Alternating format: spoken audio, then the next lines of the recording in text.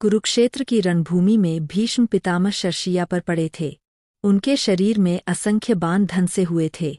तनिक सा भी हिलना असहनीय वेदना को जन्म देता और बाणों के छेदों से रक्त की धार बह निकलती। मृत्यु उनके समीप थी, पर इच्छा मृत्यु का वरदान उन्हें जीवित रखे हुए था। ऐसी अवस्था में उनसे मिलने अनेक ऋषिमुनि, योद्धा और राजा आते जाते थे।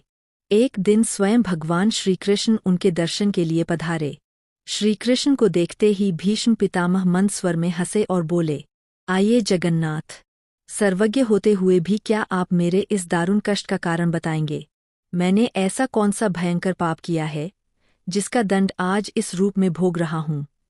श्रीकृष्ण शांत भाव से बोले, पितामह, आपके पास दिव्य शक्ति है। आप अपने पूर्व जन्मों को देख सकते हैं। स्वयं ही उत्तर खोजिए। भीष्म ने कहा, देवकी नंदन, अब इस शर्षिया पर पड़े करने को और है ही क्या? उन्होंने नेत्र मूंद लिए और ध्यान में लीन हो गए।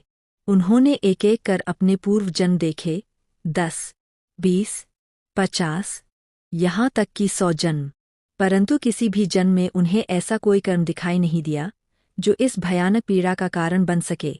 आश्चर्य से भरकर भीष्म ने नेत्र खोले और बोले, माधव, मैंने 100 जन्म देख लिए, कहीं भी ऐसा पाप नहीं दिखा जिसका फल यह हो। श्रीकृष्ण ने गंभीर स्वर में कहा, पितामह, एक जन्म और पीछे जाइए, उत्तर वहीं मिलेगा। भीष्म पुनः ध्यानस्थ हुए। इस बार उन्होंने देखा कि 101वें जन्म में वे एक राज्य के राजा थे। एक दिन वे अपनी सेना के साथ यात्रा पर निकले थे। तभी एक सैनिक दौड़ता हुआ आया और बोला, राजन, मार्ग में एक सर्प पड़ा है। यदि सेना आगे बढ़ी तो वह मारा जाएगा। राजा ने तुरंत कहा, उसे मारना उचित नहीं, किसी लकड़ी में लपेटकर झाड़ियों में फेंक दो।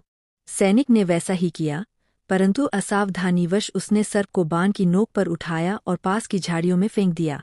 दुर्भाग्यवश वह झाड़ी अत्यंत कंटीली थी। सर्प उसमें उलझ गया। जितना वह निकलने का प्रयास करता, उतना ही अधिक कांटों में फंसता चला गया। कांटे उसके शरीर में धंस गए। रक्त बहने लगा। रक्त की गंध से चींटियां आ गईं और उसे जीवित ही नोचने लगीं। 5-6 दिनों तक असहनीय पीड़ा सहने के बाद अंततः उस सर्प ने तड़प तड़प कर प्राण त्याग दिए। भीष्म का हृदय काँप उठा।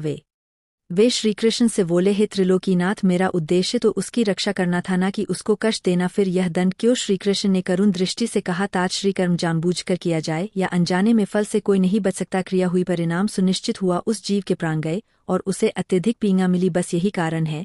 उन्होंने आगे कहा, आपका पुण्य इतना प्रबल था कि उस कर्म का फल 101 जन्मों तक दबा रहा, परंतु जब समय आया तो फल भोगना ही पड़ा। जो जीव किसी को पीड़ा देता है, चाहे अनजाने में ही क्यों ना हो, उसे वही पीड़ा इस जन्म या अगले किसी जन्म में अवश्य सहनी पड़ती है।